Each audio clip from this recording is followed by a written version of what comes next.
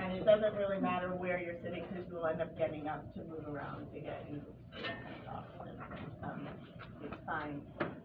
Welcome. If you are here, I assume it's because you meant to sign up for this one time. This is meant to be a kind of reprise of the Diversity Cafe model. But I see that you mostly didn't bring food, and we didn't serve any food either, so it's just like discussion without the fun part. But the idea is that we will have a presentation and then break up into groups to talk about some things.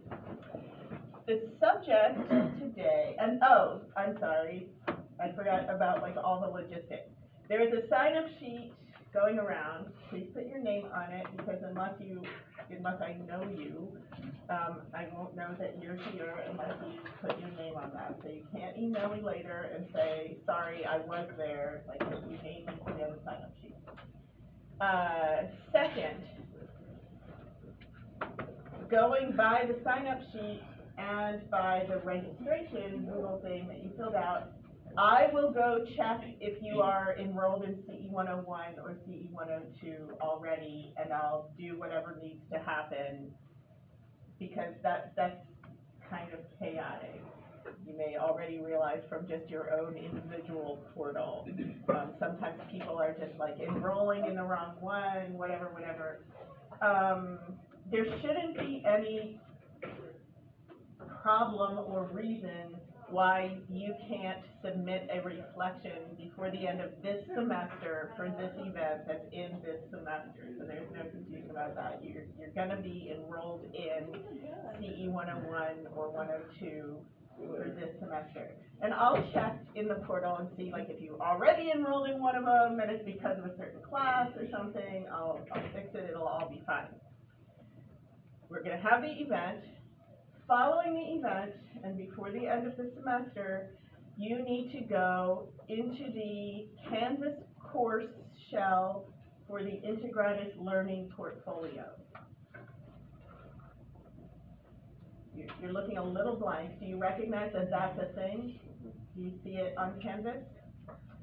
Do you get it that it is not a separate CE Canvas class?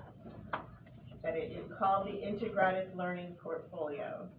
There is a CE module within that, and that's where you will see the prompt, and that's where you submit your reflection.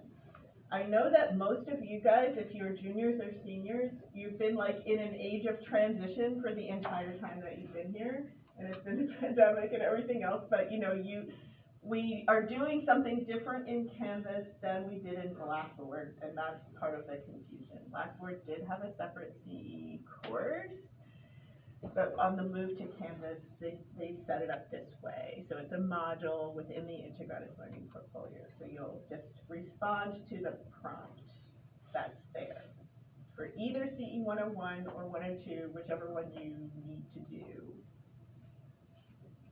Make sense? The CE thing is not a real course. It's just a way for this to get recorded to be on your transcript. Okay, so the subject for today, thank you, is partly because we have the good luck to have Julie here visiting us this semester. It's also coming a little bit out of reflections that capstone students submitted about their experience on, in their whole general education program. One of these reflections that I read last year, so I know it's nobody here because it was a senior last year, I graduated, a transfer student who evidently spoke a different language. And the reflections, I still remember it because it caused me to just kind of like choke for a second, said like, on this campus, people who speak a different language are looked on as foreign objects and not as cultured people. And I thought, oh, that's terrible. So, it made me think we need to engage a little bit in our own institutional campus culture if someone is getting that impression. And so that's a little bit of what we'll talk about today. Our visitor, Yuli Gonzalez, is here on a Fulbright fellowship grant. So she is studying teacher training, and she happens to be studying teacher training in teaching foreign languages. So yeah, she's going to talk a little bit about the situation in her home country, which is Colombia, and her experiences learning English and with the language situation in Colombia. And then we'll talk about it more broadly in brief. Yeah. Thanks. Okay, so thank you very much, and thank you for having me in this place. It's an honor for me to share this short conversation with you guys. It's the first time that I do a talk like this with American in the United States. I will let you know a little bit more about me when the presentation goes through. Please, my native language is not English, so is there any part that you don't understand, you can just talk to me at the end of the presentation, okay? Or maybe if you have any questions like right now, you can just raise your hand and I will clarify that, okay? So, well, I have just set these three objectives for the following 40 minutes or so. So the first one is identify the intersection between language and race and how these two elements reinforce race differences. That is what we are going to talk today. And we are going to reflect on the experiences of learning a second language if you have one. If not, I will talk about my own experience. And I would like to know if you have any experience talking or speaking with another person who doesn't speak your native language. And finally, I want to think of actions that we can conduct to encourage social and linguistic justice. That is like the final product of this presentation. And this is the path I will be following in these minutes. So firstly, I will talk about my personal experience as a English learner and also as a speaker of another dominant language, which is Spanish. Then I will conceptualize language and race, but it is not about telling you what is language and what is race, but I want you to explore some practical examples of how these two elements are correlated in very specific real events. After that, we are going to talk about some actions that we can assume to reduce and we call it like decolonize those practices that are reinforcing racist differences. So for the reason, I want to start with an activity. So there are some M&Ms in some of the tables. So I will ask you to please take one M&M, and you can eat it, of course, but you have to memorize the color, okay? So you just go. There are some M&Ms, and just pick one and memorize the color.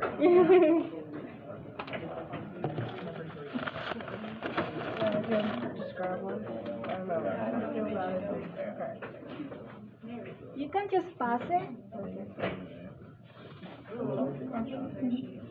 We're only No, caring you don't about have to eat it. Like it's just It's for one the of those, color. like, M&Ms. It's just for color purposes. Do you guys still need them back there? Or did you all get one? Okay, so you already have one and have one color, right? Okay, so you will. You're all eating them. Yeah, you don't have to eat it, but you have to memorize the color because according to the color you have to answer one question. So you are going to see what is the color that you choose, and you are going to think of an answer to the question, and you are going to talk to your partner that is to your right or left. Okay, so you are going to discuss that answer. Okay, so for that we have, well, it's actually 2 minutes, but this just restarted. Oh, 30 seconds, sorry. All right.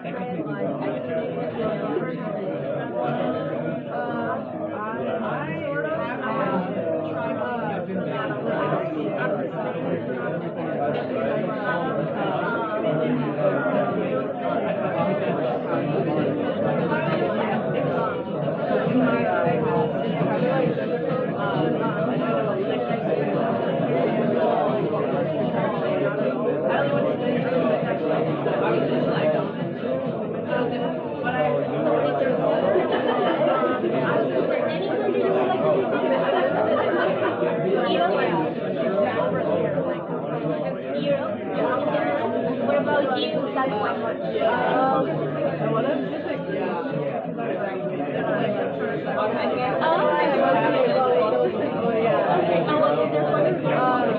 Have you ever tried to communicate with someone who doesn't I actually have 5 years of life for retail, like a big mall,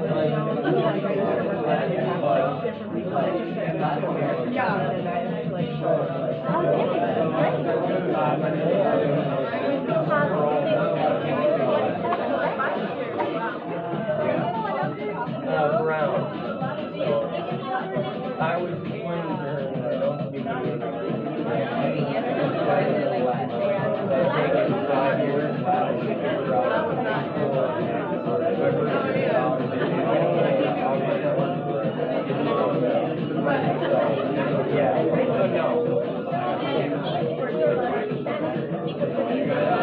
yeah, on paper. On paper. See, for me, the learning, how to pronunciation and things like that, they're kind of just, I mean, I admire people that can learn it all. Because for me, to get yeah, it's like the conjugation, different things like that. I can put it that, but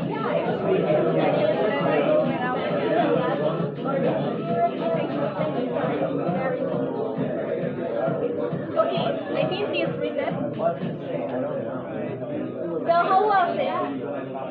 I want to listen to you, maybe if you have any general ideas. So for the ones who got the brown M&M, do you speak any other language apart from English? Could you please raise your hand? You? So which language do you speak? Okay. And you will just oh, with it. no. Well, I thought you were asking who got the brown M&M. okay. I don't speak any other language. Is there any other person? Or that, which language do you speak? Greek. Great, excellent. Is there any on the process of learning another language? No? Are you interested in learning another language? Maybe in the future, in your future plans? Okay, another question. Have you ever traveled, or have you ever had any traveling experience abroad? No? Would you like to do it? Okay. Is there any specific country you would like to visit?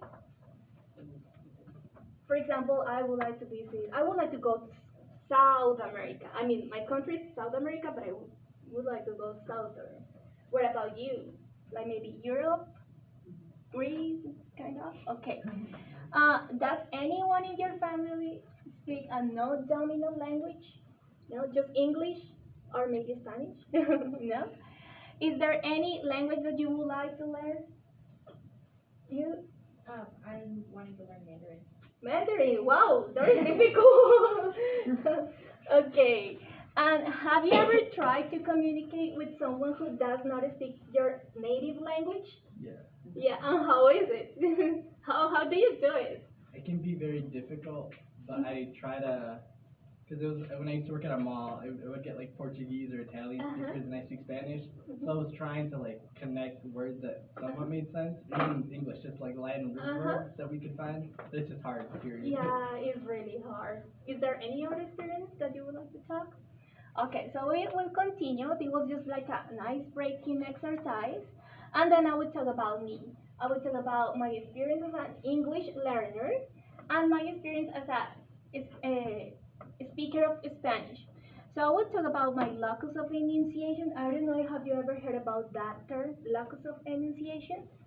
It has to do to who I am and what is my perspective when seeing the world. So I will tell you about that so you can understand why do I talk like that.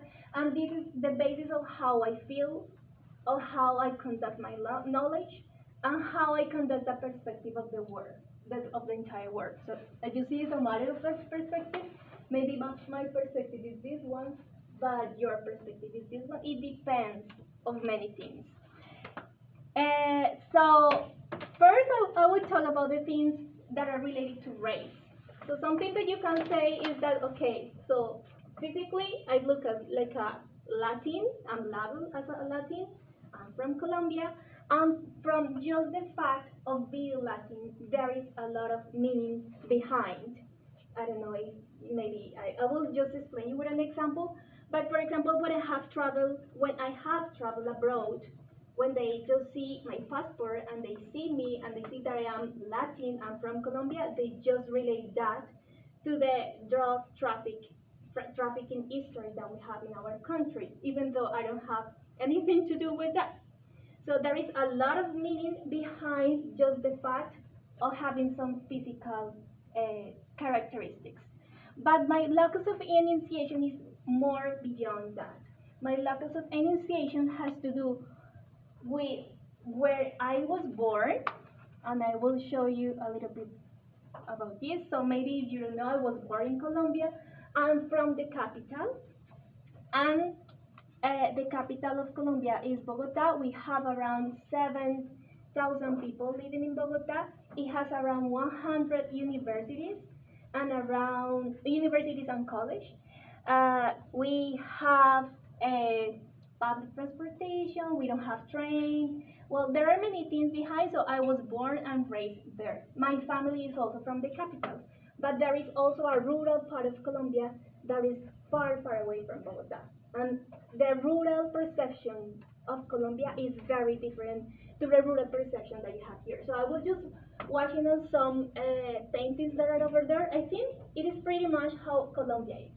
So the rurality in Colombia is more isolated, is difficult to access. So that perception is different. I'm not from the rural part, I'm from the capital, but I'm doing some research in those rural environments. So that is one thing, just to let you know that I'm from the capital, and that situation gives me just kind of privilege, I can say so. I am also a teacher. I'm a teacher in Colombia, so I've been teaching in a public school for 11 years. And that is also a different perception from American public schools and Colombian public schools. Here, public schools are open to every person, like everyone. In Colombia, public schools are for vulnerable people, you know. So in Colombia, there are some like social status from 1 to 7. So if you live in a number one neighborhood, you are poor. That will mean that you are. And if you live in a 7 social status neighborhood, you are rich. So I work for a public school where people from 1 and 2 level go. So just to give you an idea, because in here I know it works differently. So that is my classroom. And from that, I have started like to ask myself the inequities that are in public education in Colombia and the gap that is between private and public schools. So with that in mind, I started studying a doctorate program in Colombia, and I started conducting a research with rural teachers in Colombia. So this is more or less how rural schools look like, and those are just pictures that I took when I was doing my research. So this is just a public school, and I have had also some experiences abroad that also have changed the perspective of myself as a person and also as a teacher. So I used to talk Spanish in England. It was just for 1 year, and I also had an experience in India. It was just about getting to know the Indian educational system. And my first experience abroad was here in the United States. I came here to teach Spanish in a bilingual immersion class here in Eden Prairie, in Minnesota. So this is just to let you know a little bit about me and my locus of enunciation. I'm also very empathetic and sensitive to nature, animals, and all kind of living. So that's why I advocate always for the reservation of nature, the animals, and things like that. So this is kind of my locus of enunciation, but I will focus on how did I learn another language and how was the process, because in Colombia, I speak just 2 languages. I was in the process of speaking a third one, but I just forgot it. It was French, and I forgot French. Maybe if I practice it again, I will take it again. So, well, I was born and raised in a non-bilingual context. In Colombia, you cannot find English around the corner. It's not something like if you go out the street, someone will speak to you in English. No, like most of the people just speak Spanish. I'm the only bilingual person in my family. I started learning a second language. I forget a second language when I was 15 years old. Even though when I saw some classes in English in the school, but at that time, that was long time ago, I just had English 1 hour per week, and it was just in the secondary and high school. Okay, and I graduated from the university with an upper intermediate level of English.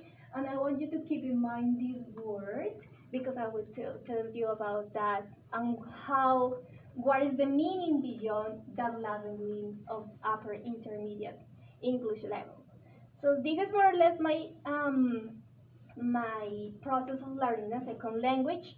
But I want to tell you how is the bilingual policy structured in Colombia.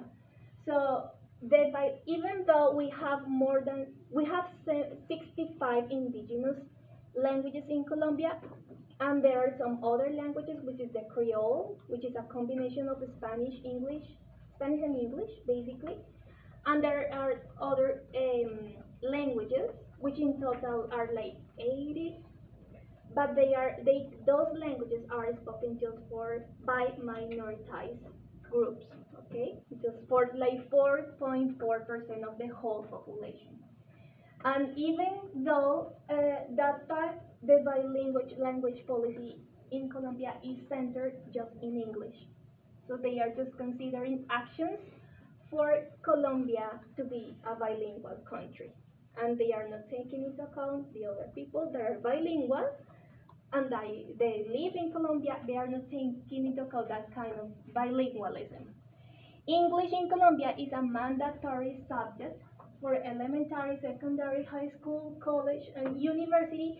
And if you want to get a professional degree in Colombia, you need to certify a B2 level of English, which is like upper intermediate level of English. If you don't have that, you cannot graduate. You cannot obtain your title as a professional. But that only counts if you speak a foreign language. If you are bilingual in a native language, you are not considered bilingual. Even though if you speak sign languages, if you certify that, you are not going to be considered bilingual. Okay. There are levels of proficiency in English, but inequity of conditions for learning, and this is what I want to remark, the big gap between public and private schools. Because I work for a public school, and my students just have 1 hour of English per week, from first grade to 11th grade, which is the grade that we have in Colombia. While in private school, they have English every day, 2 hours per day. So there is a big gap. English in Colombia is attached to better job opportunities, higher income, and social status. And this is where I will start to link how is race and language correlated.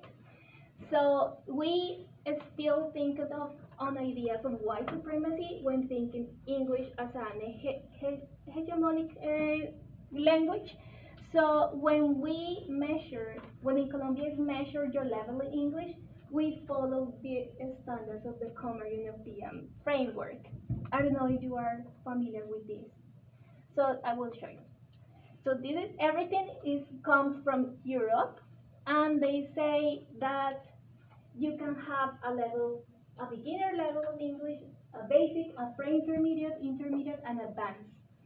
These are the grades where you are supposed to reach that level. But what happens? For example, in this level, which is elementary, if a student goes to a private school, they can get this level because they have English every single day. But if they go to a public school, they will never be able to reach that level. First, because they don't have enough hours of English per week, and secondly, because in Colombia we don't have teachers of English for elementary. So is the same self-contained teacher the one who must teach English without knowing the language? That's what happening there, okay? But at the end, they will measure with these levels. So you are at advanced, basic, pre-intermediate, intermediate, and at the end they will say the students from public institutions are just bad because they don't know English and they have a basic level, but they don't see what is beyond that. They don't see, okay, there is a lack of teachers of English for elementary. So there are many things that are beyond that. So a good, I'll just put it like in marking point, a good English level in Colombia defines your educational background, if you went to public or private, your social economic status, if you went to a private because you have money, but it doesn't always happen like that because I went to a private school, but at that time we didn't have enough classes of English. It also defines the possibility to obtain a scholarship because if you don't know English, you wouldn't be able to apply for a scholarship. That will define also your income and job opportunities. If you know English, you will have more possibilities to obtain a job. The possibilities to study and graduate from the university, just for the reason I just told you before, that if you don't certify your level, you cannot graduate. And race at the same time can also define the English level. So if you come from an indigenous group, then they will assume that you don't know English and that you have a poor English level. So that's how it works, and that's how leveling works. And I just mark here because there is something that is being naturalized just to label people for the level of English. So it says, I don't judge people based on race, creed, color, or gender. I just judge people based on spelling, grammar, punctuation, sentence, and structure. But what happened with the other bilinguals? I told you before that we have many other languages within Colombia. That those groups are you see are in the center. Remember that Bogota is in here, so they are more around the Amazon and up north. So they are isolated, like from where modern society is. So, but they still being bilingual. Most of them speak Spanish and their native languages, but they are not considered bilingual. So we have 65 indigenous native language, 2 Creoles, 1 Romani, 1 sign language, and Spanish, which is the official language. And those groups are historically being victims of terrorism. There are some also mega projects where they are just moved, they are forced to move from their lands. So the only option that they have is to go to places like Bogota and to just leave behind what they are, the linguistic background, the cultural background, just to fit in a hegemonic society. So that is a big problem because we are losing some languages and they are not being considered. They are invisible. That's why I put this in here. They are just invisible in that bilingual language policy, which is very sad. So my question is, labeling matters? So with all the things that they have to face, they don't have, in their territories, they don't have access to good health systems, they don't have access to education, sometimes they don't even have water. They are just forced to move from their territory. So when they go to a place like Bogota, because in Bogota there are a lot of groups that just come from those kind of places where they are from, when they go to Bogota and they get enrolled in the educational system and they take the test that in Colombia you have to take a test once you get out of the high school. So when they take a test, they are just labeled like basic English speakers or maybe probably beginner. So labeling really matters for the situation that they have, or what should really matter? Like, what is the real thing that bilingual policy must be worried about? So, yeah, that is more or less the panorama in Colombia about bilingual. It's just an overview. You want to talk more about this because I just giving you a glimpse of how is the problem in Colombia. You can just contact me at the end. Now we are going to conceptualize, but as I told you before, I'm not going to give you any like specific meaning for those terms, but rather than that, I want you to think how are those two aspects related. So there are some quotes from people who has been studying this relation, this correlation, and they say language has a role in producing racial differences, and the construction of race has a role in producing differences in language, as you could see in the case of Colombia. And there is an argument that a standardized form of language create different experiences for racialized individuals. For example, in my case, there is a dominant language in Colombia, which is Spanish. If there is someone coming with a different accent, the person will just label as different, just because he or she speaks speaks Spanish, but with a different accent, and besides that, they have another physical aspect, which is really sad. Like, what is beyond? What is the cosmovision that they have that is left behind, and without labeling actions? So those are just ideas. So what is the language hegemony, and what is the structure that is in the base of the language hegemony of colonial languages? What are the ideas that we are promoting and we are just giving for granted that are correct or good behind that? Is there any kind of linguistic racism? Of course, there is a lot of.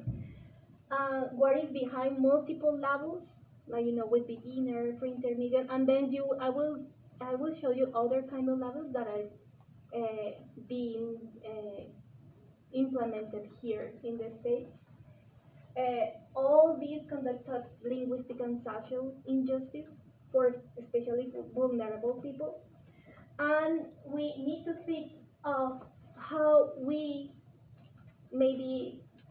how we naturalize those actions regarding language and race. How we just we have in our minds that those things are good, but sometimes it's just natural because we just grew up in that environment. So we need to unsettle those practices. So now we are going to see how it works here in the United States. So as you can see, there are some mini posters around the classroom. So I want you to choose one of these, the one you like it. Just select it right now, like in your head. Which one do you like it? And what you are going to do now is to look for that. There is a street art in Colombia. So I want you to choose the one that you like it, and I want you to go to that poster. If there are more than 5 people, just look for another. Okay, there are a maximum of 5 people per each poster. And there you will find a situation. For example, in the first one, you will find this. So have you ever seen Lion King? Like the previous version? That was my version when I was a little. So you will see how is language. I want you to see how is language and race related in those specific situations. So you will go there and you will speak to your partners. How is it? How is that relation being held in the examples that are there? Okay? So do you already have in your mind which art graffiti are going to choose? Okay, so just move around. Okay? We will have around 5-6 minutes more or less.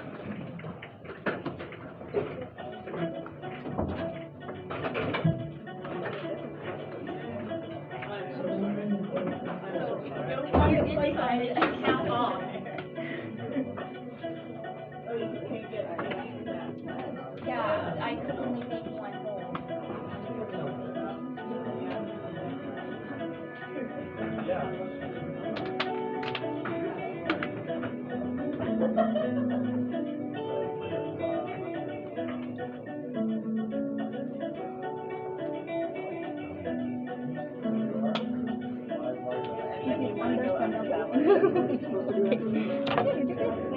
Yeah,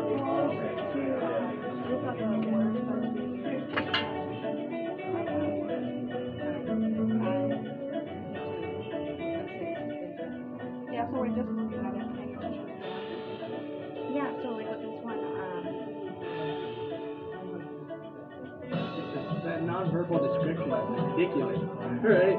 How is someone not going to be verbal? These kids are existing, they're talking, so yeah, I can see that. and then like for the long term, like just because we're struggling with it. So I guess like part of what is like like how do you think that like race is being like this was yeah, this is very important. And like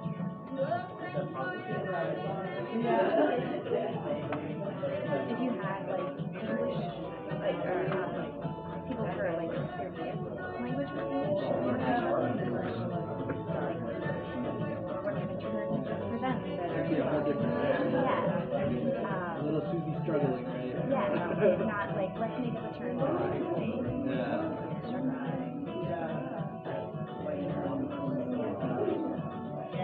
Yeah, and just like how like dehumanizing From both of them, yeah. It's probably what the end. Sorry, yes, go ahead. That's interesting.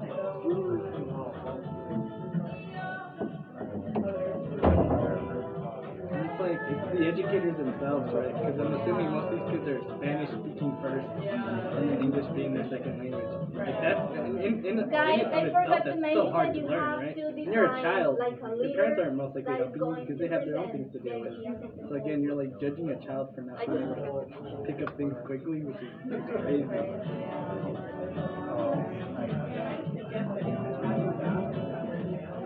Is this, the non-nons is referring to like somebody who may not have learned the proper like context of any language? And so they're kind of like broken? No, like, these kids are just children who, I'm a square for the most part, learning Spanish at home, right? They're speaking and stuff, not having any connection to English outside of being in school. So of course they're gonna have a hard time. They're learning two languages at the same time. Kids in the United States never do that. Yeah. So like that's that description of not being nonverbal as a kid. Of course he's being Yeah. he's learning, they're trying. It's a lot to learn. Yeah, it's a very I can't imagine.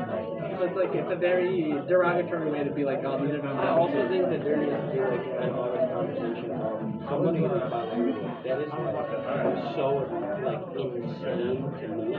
Because I've genuinely tried, and I mean obviously I wasn't forced.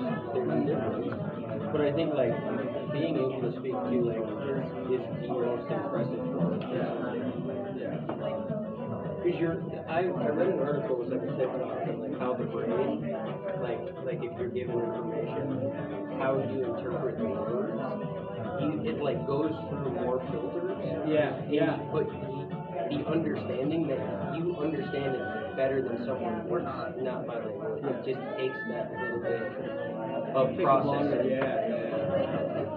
I've had conversations, my roommate, we both speak Spanish, only when we're in our rooms, and then just we talked about it because he's from El Salvador, like freshly came here last year, so he's learning English while Spanish is his dominant language. Well, I've lived here most of my life, and I've learned Spanish through being Honduran and then being in the Honduran community, but we both think completely differently because my initial thought is always to speak in English and then translate it in Spanish unless I'm in a setting where we're only speaking Spanish.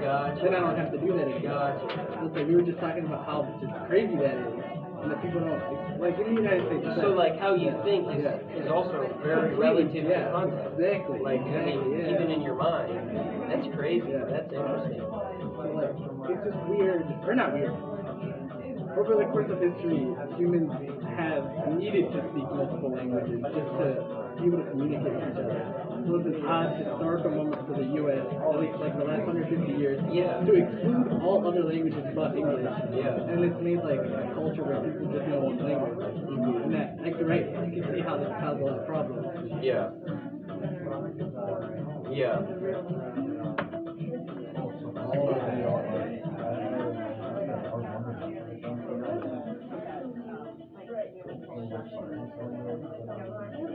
Guys, we have 45 seconds more. What's your name? Tucker. What's your name? Justin? Tiange? And what's your name? Mary? Good to meet you guys. All right, I think you can go back to your seat after you.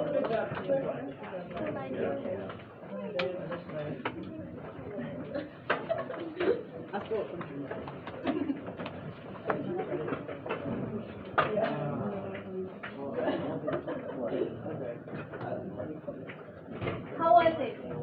Good? So who was in the first group that was with these images, the Lion King? So are you the leader?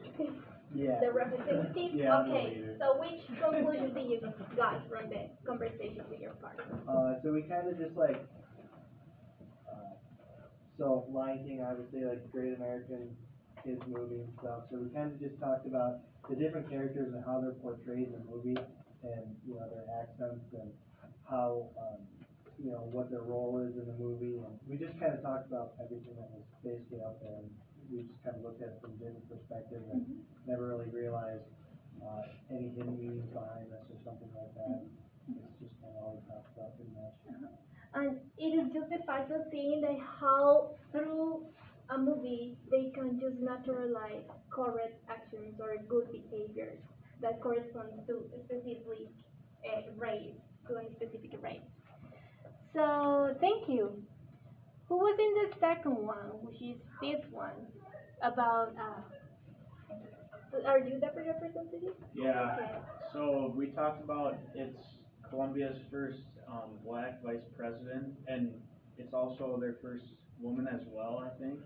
So she's receiving a lot of backlash, and the tweet kind of said people were just saying some pretty racist stuff about her, and she's kind of trying to change the landscape a little bit, which also people are trying to fight back against that because people just don't like change more often than not. So yeah, we talked about how she's kind of just trying to stand up for like maybe people who aren't always represented or at least haven't been over Colombia's past. Mm-hmm. And you see that like the background of Francia Marquez, like she was born in an isolated part of Colombia. She was labeled as a poor woman, and she was an activist. And at the beginning, when she started her career, she worked as a cleaning woman.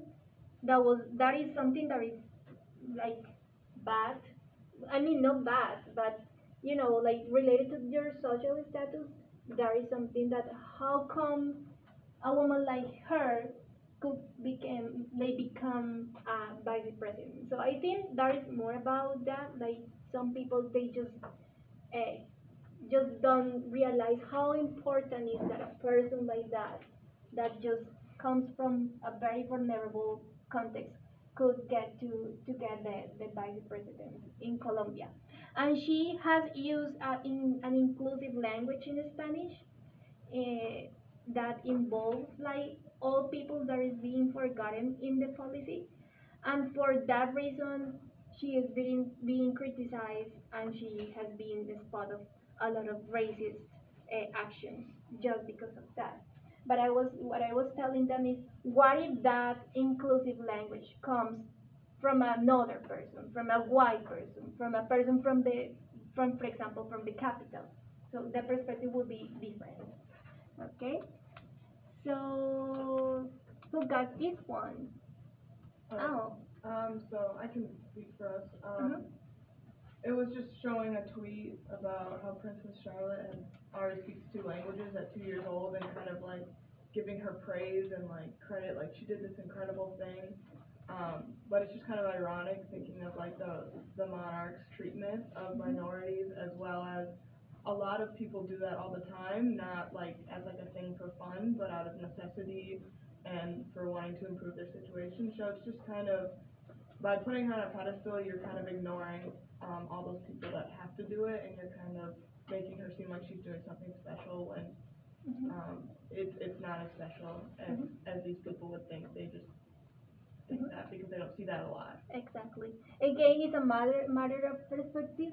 So in the case of that princess, bilingualism is a privilege, you know. But in the case, for example, of immigrants here, it is not a privilege, it's a problem. It's the same as in Bogota when we got indigenous people in our classrooms. We don't have a specific policy that says how to give them or how to put it in equitable situations, equitable conditions in the classroom. So in that case, it becomes a problem, and that is something that is not seen in the actions taken by the bilingual policy. And who got this one? Yeah, You? I can talk about what we said. So we were just kind of going off of how like educators were labeling these children these like non-nouns, like something just really disrespectful. Like as an adult, I would think like, can't you realize that these students are like attempting something super difficult, learning two languages at once. One of them like English, most of them not even having any connection outside of school, and then Spanish they're learning, or like whatever language. I know most of the students in that school, mostly they're speaking Spanish as their primary language. That's just a difficult act. And to the adults to be like, oh, they're no longer progressing. They're no longer. It's not like it feels like it's not worth spending more time on these students. So, but we were just talking about just how like we should be able to acknowledge just that it's a difficult process to go through. And since in the United States most people just speak one language, they're like, well, like we don't know what that process is at all. Exactly. But it's just something amazing. Like a kid learning two languages should be just bringing smiles to people's faces. So it's just a very upsetting thing to see. Yeah. I'm just wondering when I saw this, what would be my perception as teacher if I received just a document with the name of my students with this level? Like my perception would change immediately. So there is, and this is related to what I told you before about how is people level according to the English language level in Colombia. So I would level with an upper intermediate.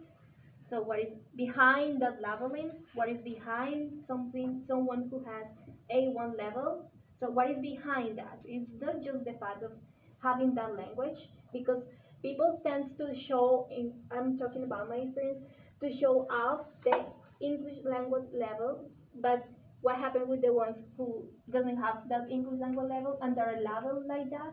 So yeah, it just makes me reflect upon how would I assume if I were a teacher receiving a report with this kind of labeling, like my perception towards the student would change. But and there is something that becomes natural, you know, like you receive that and okay, so that student needs this student is like that. Maybe he is just labeled like this because he is just an immigrant, things like that. Okay, so yeah, thank you for your opinion. And this one, who got this one? You? Yes, that was ours. So we got to compare these two ads for a book, and we noticed a whole lot of differences. First, in just like the males themselves, the white male has like some sort of construction hat on and a tie on. Looks like he's a hard worker, and he has this Speak Spanish on the Job book that he's able to access both online, since it says click a book, and also for purchase. While the African American male has, you know, just regular clothes on, kind of a worried look on his face. And we also noticed that the Spanish ad has a English portion on the bottom, while the other book for the English speakers does not. So there's just a lot of differences we found between the two. Yeah, thank you. Yeah, I have nothing to say more in here. I think you say everything. Yeah, thank you very much. Any opinions about this? No? And the last one, which is this one, who was in that group? Yeah, so basically what happened here was in Atlanta at a Macy's, there was a customer that was speaking Arabic, and one of the workers got really mad at him and told him this is Atlanta and you should be speaking English, and then goes on and kind of says some very racist things on that and assumes a lot of things on him just because he speaks Arabic. And we found that just kind of really disturbing, that all you know is that he speaks Arabic, and now you're jumping to a lot of conclusions about who that person really is. And I want to point here, like, how many experiences related to this kind of situation you read every day, yeah?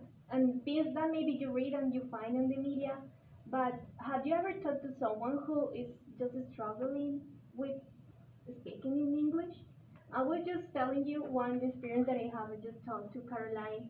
I got my mobile phone like when I got here in the United States, and for some reason it stopped working. I mean, the line didn't work anymore. By the time I had to go back to Colombia, so I needed my mobile phone to be working at the time, and they just cut off my line, and I called from the mobile phone in the airport, and they you just appreciate the stress level of your phone cutting out Yes. at the airport. at the airport, and especially because I came with a J1 visa, but for being able to go out from the States, I needed a permission, and I had to re-enter again in 5 days. So there was a lot of things happening by that time, plus the fact that they just cut off my line for no reason.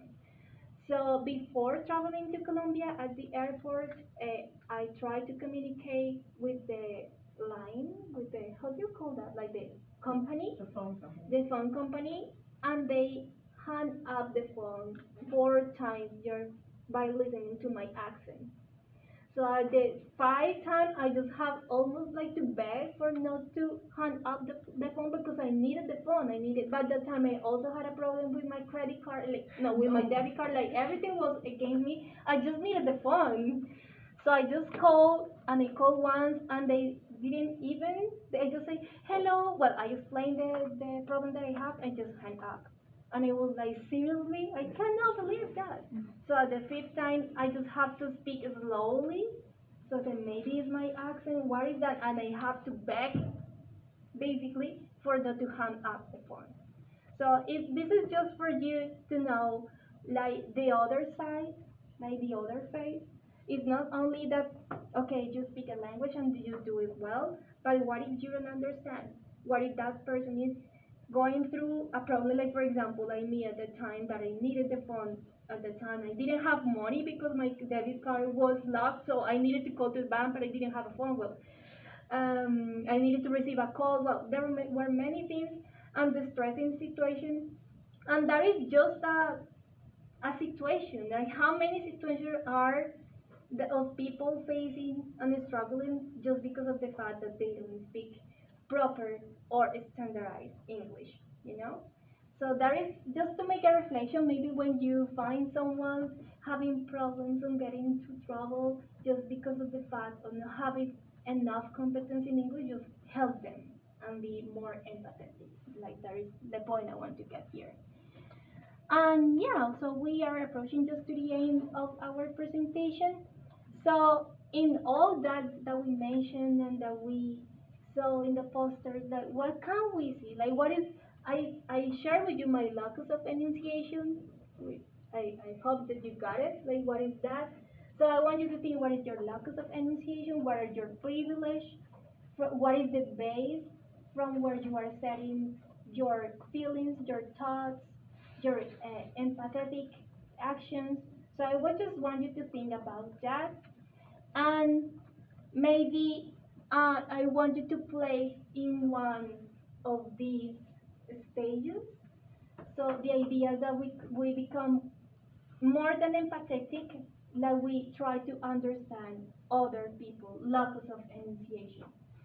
And to the reason, like, this is something I took from another presentation. This is not my construction, but the ideal solution, well, I cannot think of a solution, maybe an action, could be that we got to this cultural proficiency, where we just implement and we be aware of implementing actions to improve and to promote and unset those naturalized actions that just normalize things in the world.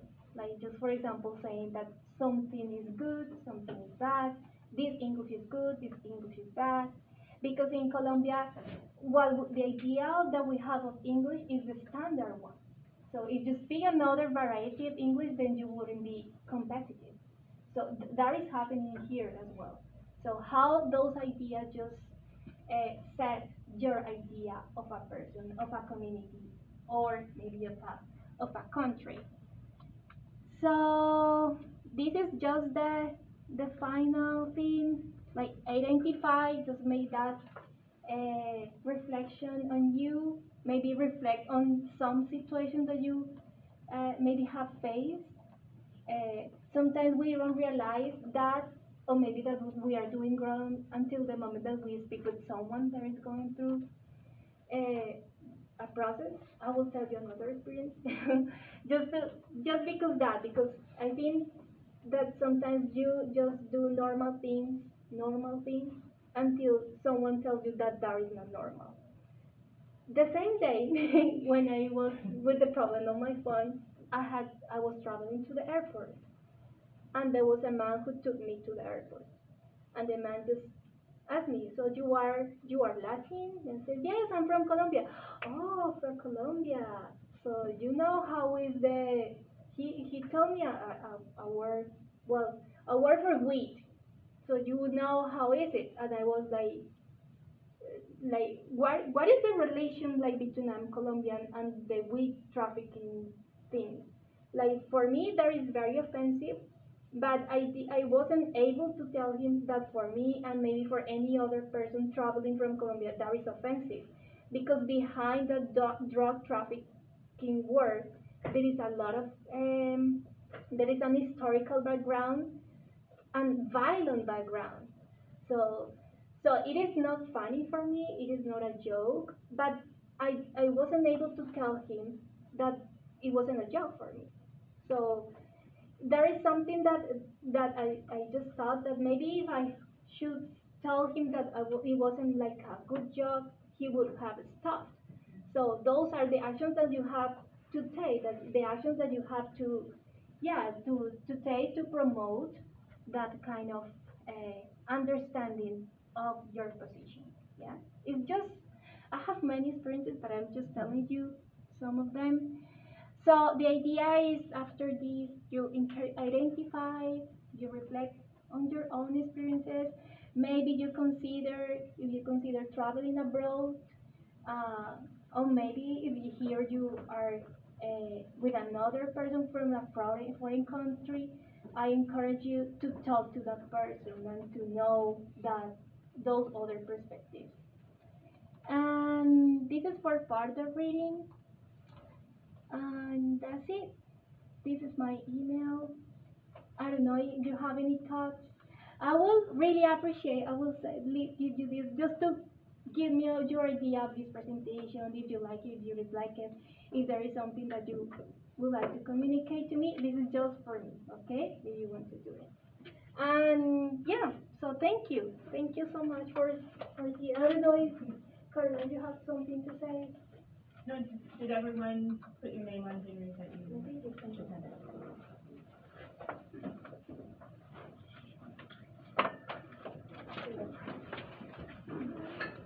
Then, yes, you're good to go. Don't forget to submit your reflection to the integrated learning portfolio, the module. Okay, I will take care of these and we'll make sure that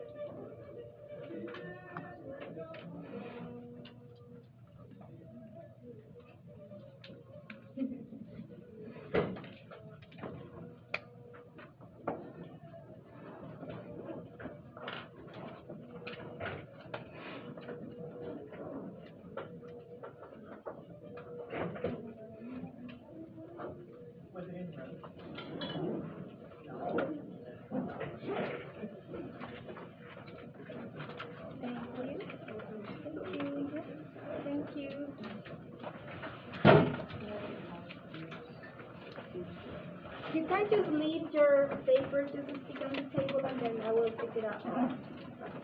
Thank you. Thank you all for being respectful and agreeing to do the little activities without. Thank you. Did you say Swahili? Huh? What language did you say you spoke? Swahili. That's what I thought I heard. That's a cool one. Also a large one. Oh, yeah. Sorry.